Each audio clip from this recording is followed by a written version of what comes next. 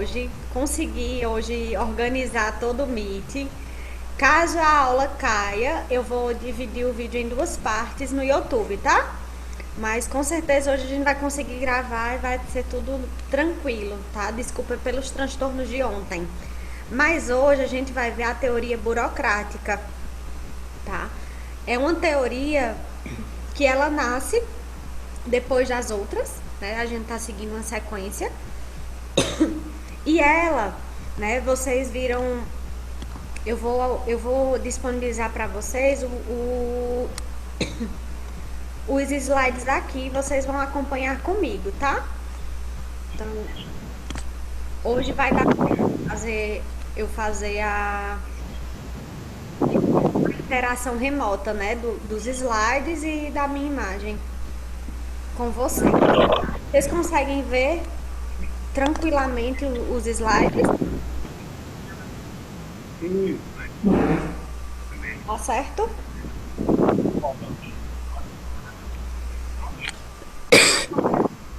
Então, assim, gente, ó. Esse é o famoso Max Weber. E, tem alguém com o microfone ligado. Não sei quem. Acho que é quem tá chegando. Enfim. O que eu queria apresentar para vocês é que essa é uma teoria que ela é muito importante para os dias atuais. Ela, desde o nascimento dela, ela é utilizada em todas as organizações. Eu não conheço nenhuma organização que não utilize a burocracia. Mas vocês com certeza vão me dizer que existem empresas mais burocráticas e outras menos burocráticas, não é assim? Com certeza vai existir empresas que prezam muito por uma burocracia, que elas atrasam bastante as suas informações, as suas recomendações no sentido de seus processos. Mas ela é uma teoria que é muito importante para os dias atuais e não tem como hoje, né, principalmente com o capitalismo, a organização ela se estruturar, né, sem a burocracia, né? Até para se firmar, para se abrir empresa, existe uma série de burocracias que são, né, colocadas. E aí, gente, Max Weber ele criou a burocracia baseando-se na racionalidade. Alguém com o microfone ligado. A ideia dele era basear a teoria na racionalidade, não a racionalidade total, como foi pensada por. Peraí. Acho que fechou. Todos estão mute. Não a racionalização total, como foi pensada por Taylor e por Fayol, mas uma racionalidade na busca de rapidez, né, e de formalização de procedimentos, né? Quando vocês falam de burocracia, né, escrevam aí no chat qual a primeira palavra que vem à cabeça de vocês quando vocês lembram a palavra burocracia. Qual a primeira coisa que vem na cabeça? Falem aí pra mim no chat.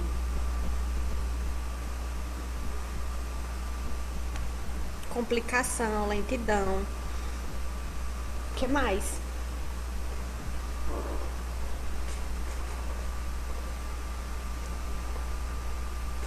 Burocracia, vocês lembram do que mais? Empecilhos.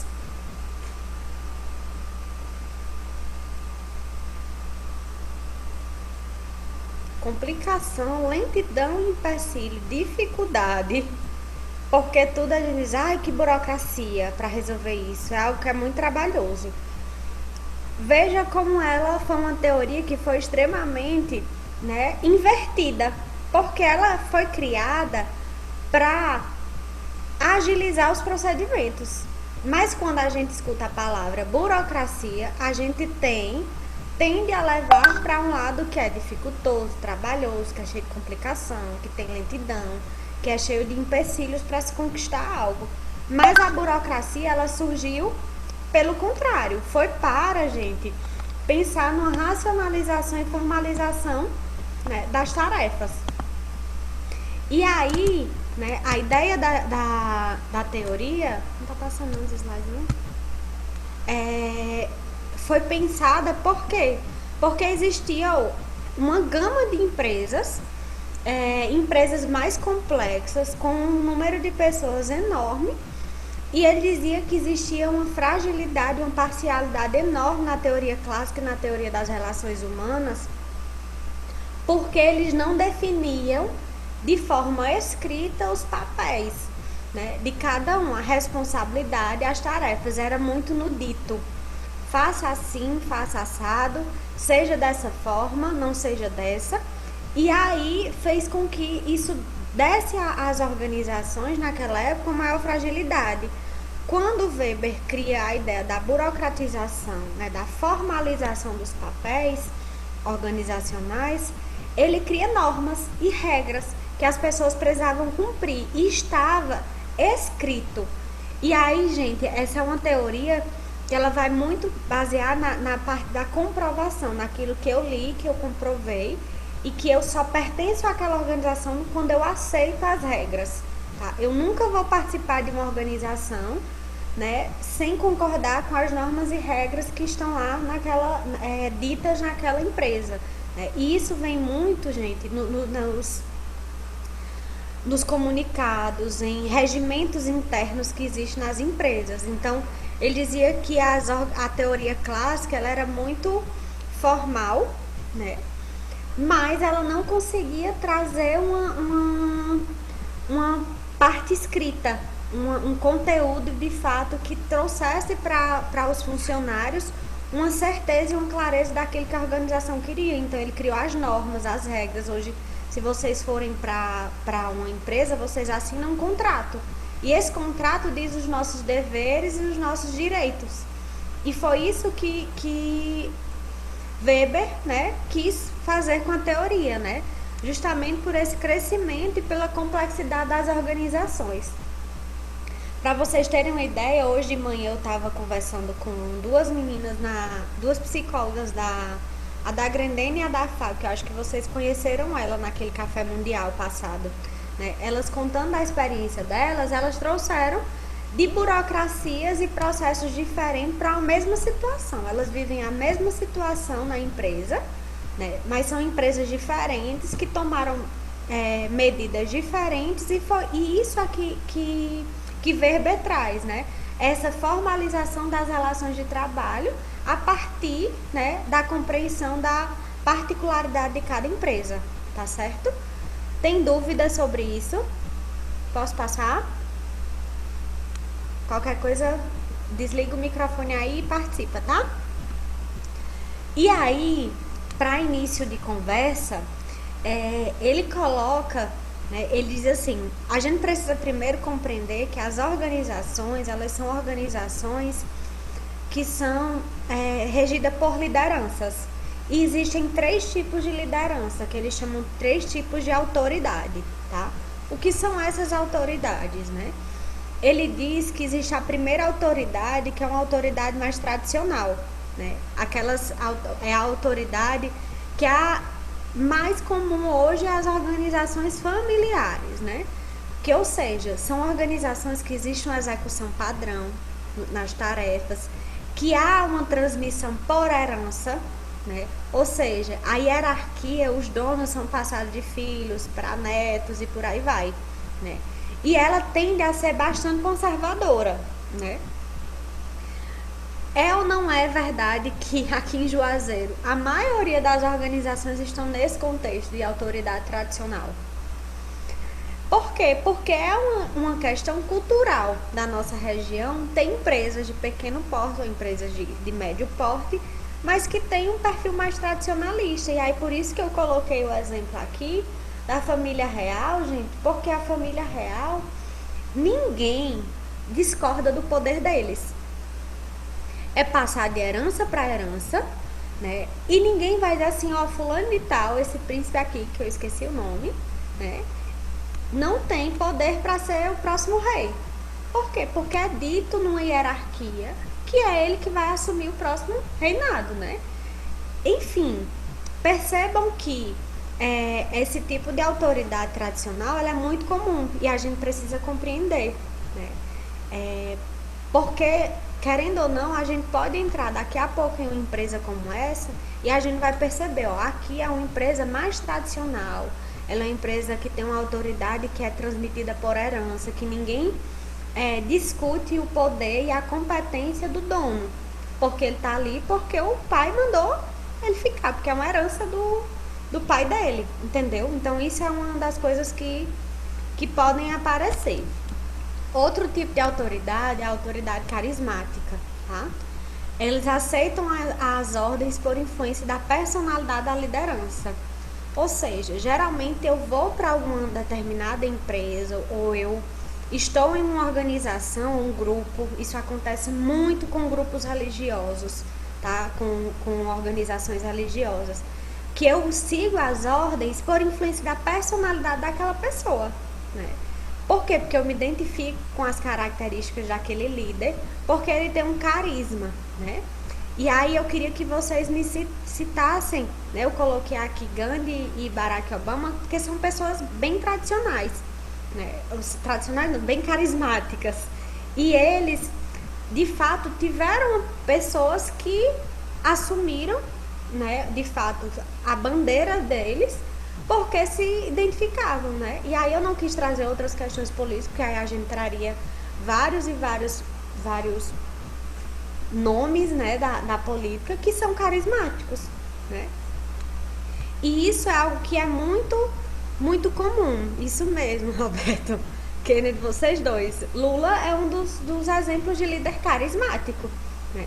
Que de fato é uma personalidade, ele é guiado, né? E existem, gente, tem uma empresa que uns alunos meus estão estagiando, que as pessoas, o dono da empresa é extremamente carismático e eles ficam na empresa simplesmente porque amam, porque admiram o dono da empresa, porque ele tem um carisma, né? Já tive oportunidades em outras empresas, mas eu me identifico tanto com o perfil do meu patrão, eu gosto tanto da forma como ele trabalha, que eu permaneço aqui, tá? Isso é um dos tipos de influência da autoridade.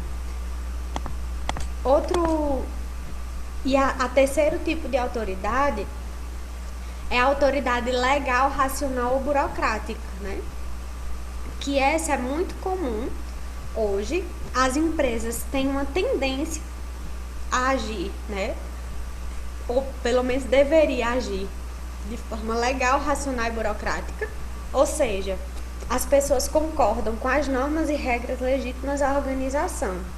Eu estou e participo de uma organização por concordar com as normas e regras dela. Eu não vou porque eu me identifico com o líder, eu não vou porque eu concordo, eu sei que lá quem vai assumir é um filho do dono da empresa. Não, eu vou lá porque as pessoas que assumem os cargos mais altos são as pessoas que têm competência para assumir.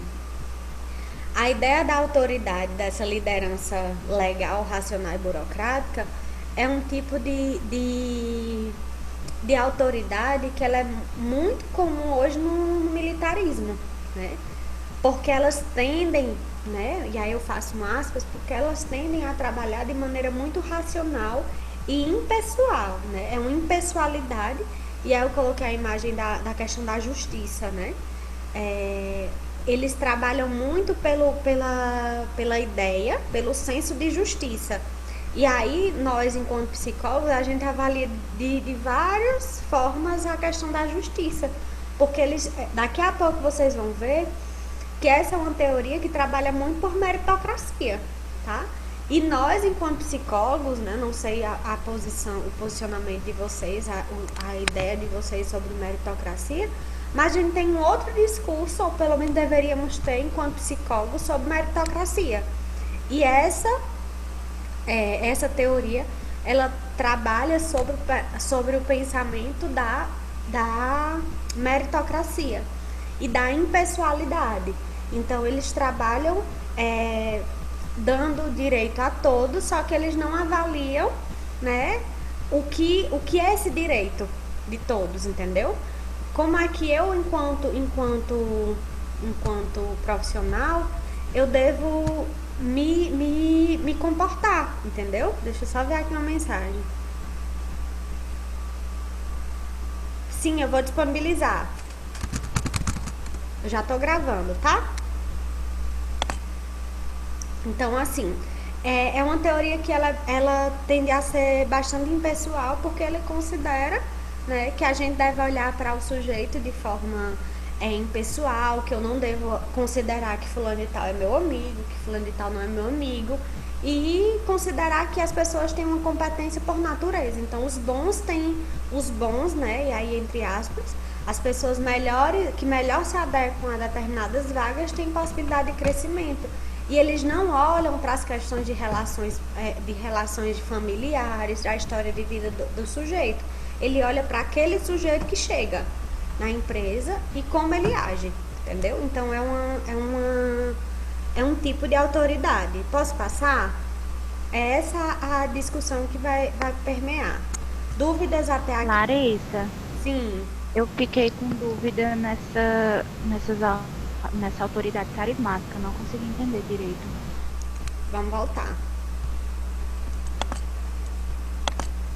A autoridade carismática, quem perguntou, hein?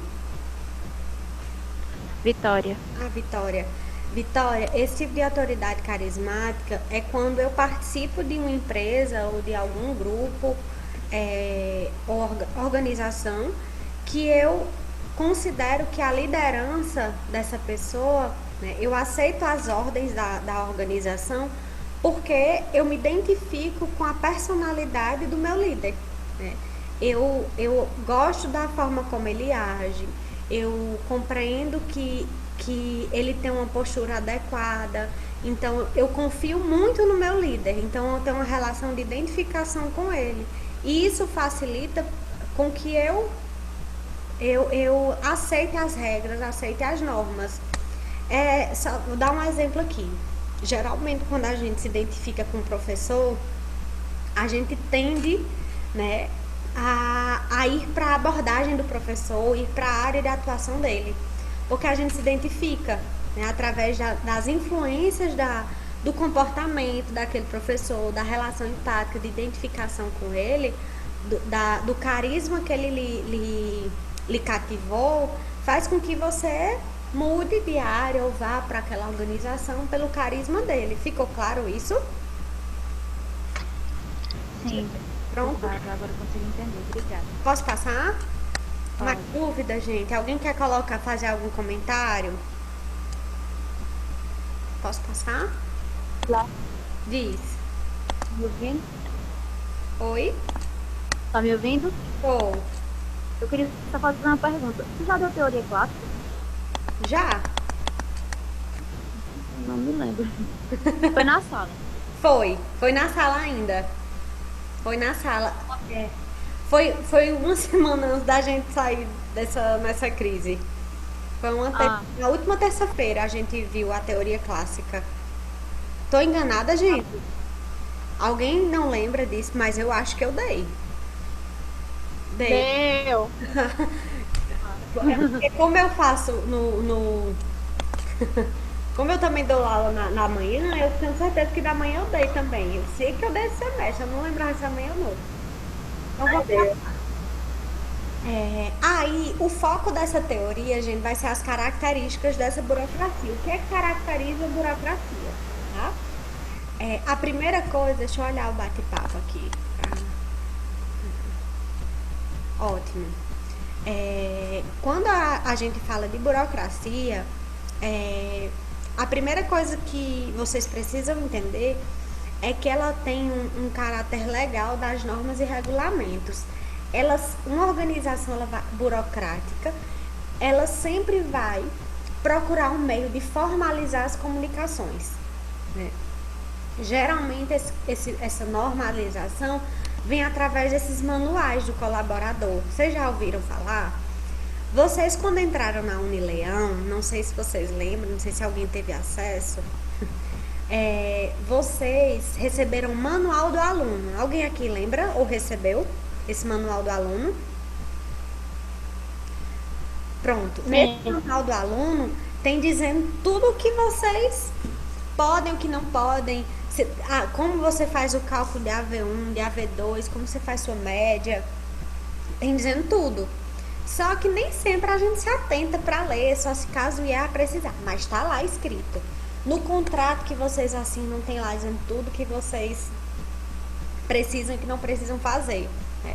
Isso é um manual para deixar à disposição do funcionário ou do cliente, como vocês. E isso faz com que... Eita, as conversas paralelas aqui no chat. Sempre envolvendo comida, né, Roberto? Então, assim, vocês vão sempre ver que as organizações burocráticas, elas têm essa tendência de formalizar. Inclusive, elas formalizam as comunicações. Eu lembro que certa vez eu fui mandar fiz uma solicitação por telefone. Ei, eu tô precisando que você faça isso e aquilo. Você pode confirmar pra mim? Tá, vai dar certo. Por telefone. Chegou a data, a pessoa não cumpriu com o combinado. Aí depois uma amiga minha me disse assim, Larissa, você precisa formalizar por e-mail. Porque dentro de um espaço organizacional, as pessoas podem dizer que simplesmente você não disse, porque não foi formalizado. E isso é uma grande verdade hoje. O tal do print no celular é uma formalização, é ou não é? O tempo todo para formalizar comunicação. A gente está o tempo todo formalizando nossa comunicação através, né, do WhatsApp, de uma conversa, de um áudio, né? Do protocolo de anotação de telefone, o tempo todo. Quem aqui, quando liga para algum cartão, para alguma coisa para resolver, que diz assim, anote o número do protocolo. Quem aqui anota de verdade? O medo é a pessoa ligar depois dizendo assim, repita todos os números que eu disse. Ninguém sabe. Ninguém sabe. Porque ela diz, você pode anotar? Estou anotando. Aí ela vai dizer depois, repita. Ninguém anota. Mas isso é uma falta de formalização. Um dia a gente vai precisar desse protocolo, mas a gente nunca precisa. Enfim, isso é uma das características das organizações formais. A outra coisa, que é uma das características, é o caráter racional e a divisão do trabalho. Nessa característica, desse caráter racional e divisão do trabalho, né, tem muito a ver com as características da teoria científica e da teoria clássica, vocês concordam? Ele não abre mão de todos os conceitos da teoria clássica e da teoria científica. Ele só melhora. E ele formaliza essa característica de divisão do trabalho, né? E aí eu coloquei um chart só para vocês entenderem, né? É a mesma tarefa, né? Tio, posso lavar o vidro? Eu posso enxugar? E eu dou o brilho, tio. Então, ele dividiu a tarefa, né? Que pode ser feita por uma pessoa em 3. Por quê? Porque cada um recebe uma moeda, né? Hoje, nosso contexto de trabalho é totalmente diferente, né? Eu preciso de uma pessoa que vai lavar o carro todo, não só o vidro, né? Inclusive que seja o motorista. Ele lava o carro, seja o motorista e tudo mais, porque a gente tem que ser multitarefas. E aí, uma das outras características é a impessoalidade nas relações de trabalho. Vocês concordam que dentro do trabalho deve haver uma impessoalidade nas relações de trabalho? Quem aqui concorda, não concorda? Quem tem algum comentário a fazer sobre essa impessoalidade nas relações?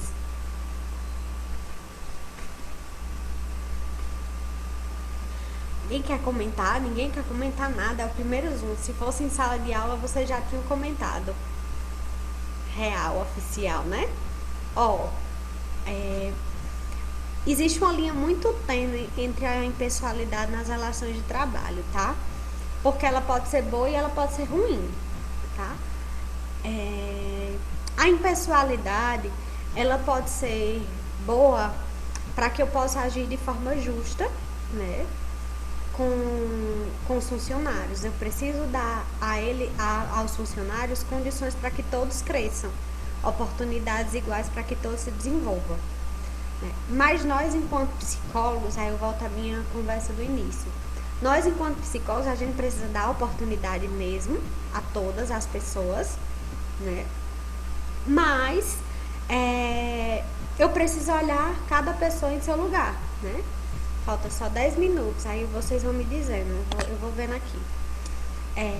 E aí eu preciso agir com impessoalidade para entender as demandas de cada funcionário, porque nem todos os funcionários têm as mesmas condições de vida, condições sociais, né? Essa é a questão acho que daí a questão mais crítica da burocracia, né?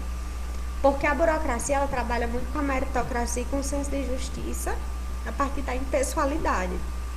Todas as pessoas têm o mesmo direito, né? Isso é bom em que aspecto, né? Se você for ver uma empresa burocrática e impessoal, por mais que tenha o filho do dono, ele é tratado igual como o outro funcionário que acabou de chegar. Vocês acham que isso é possível?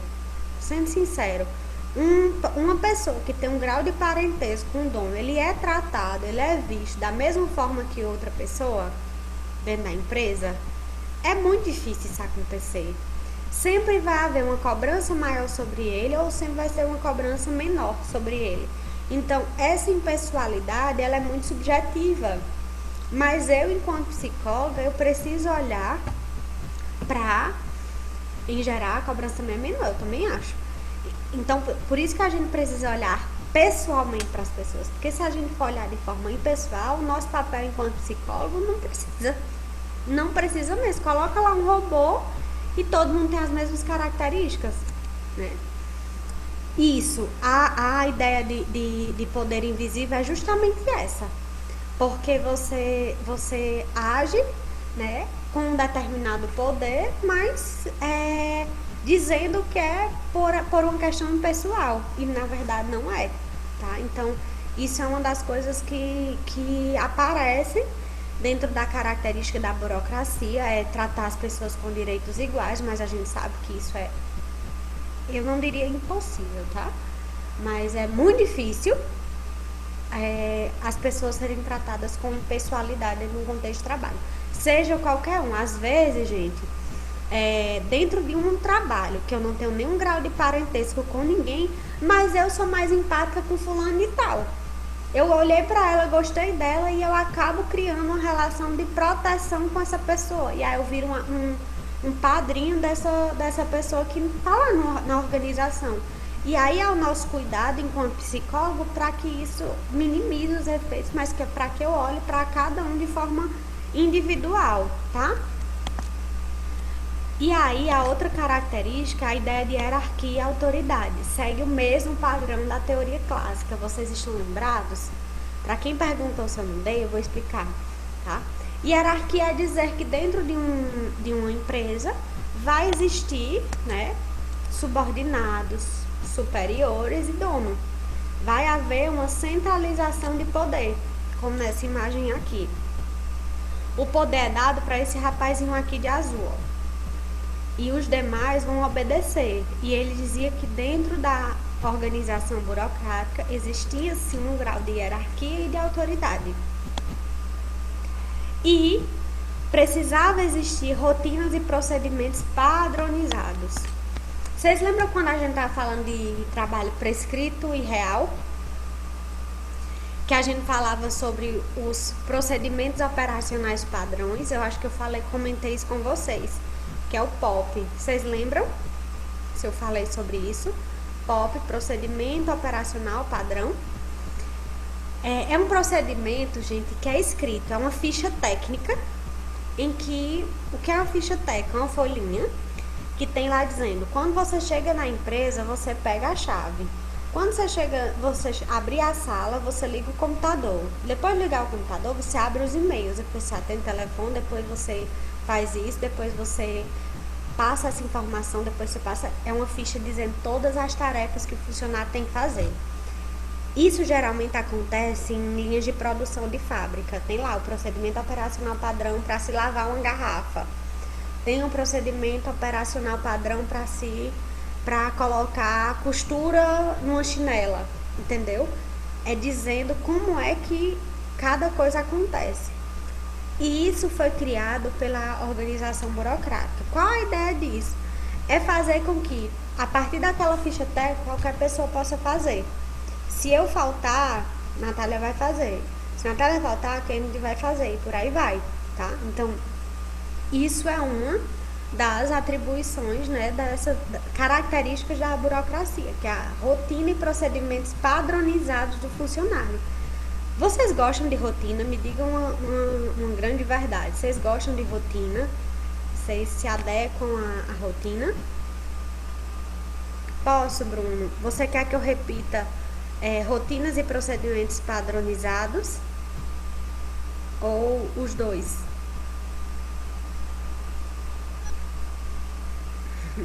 Quem gosta, sim, não. Eu também não gosto. Eu acho que a rotina é importante. Gente, quando a gente fala de rotina,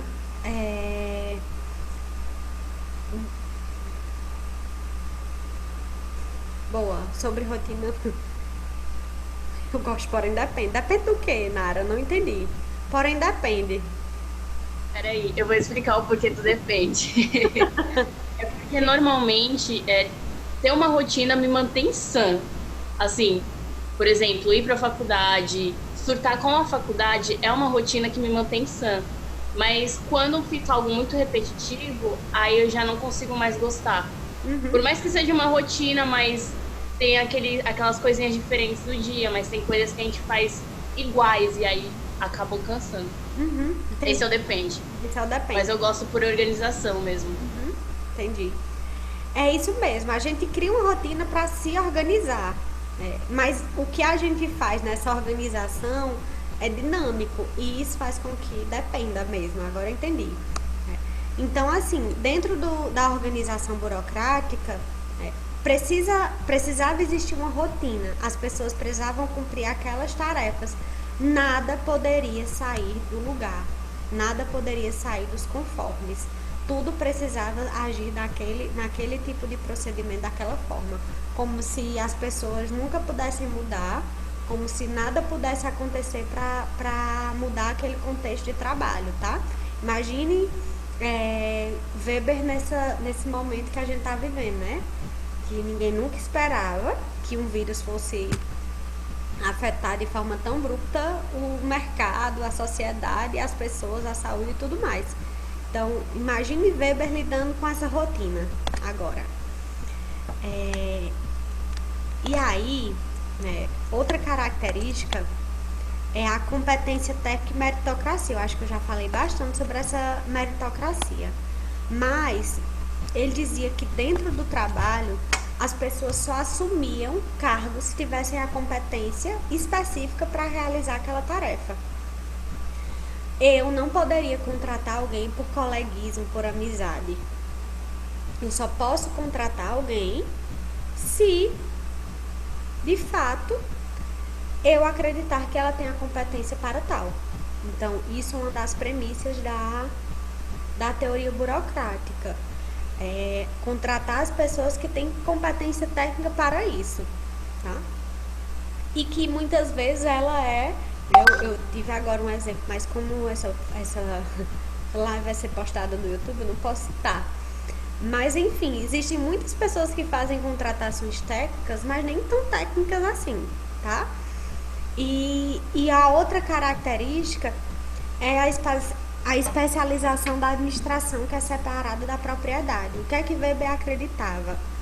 Que uma boa organização é aquela em que o dono, eu sou o dono do negócio, mas eu não participo dos processos de administração. Eita, gente, vou encerrar, então, que é o tempo que eu gravo e volto, tá bom? Volto já.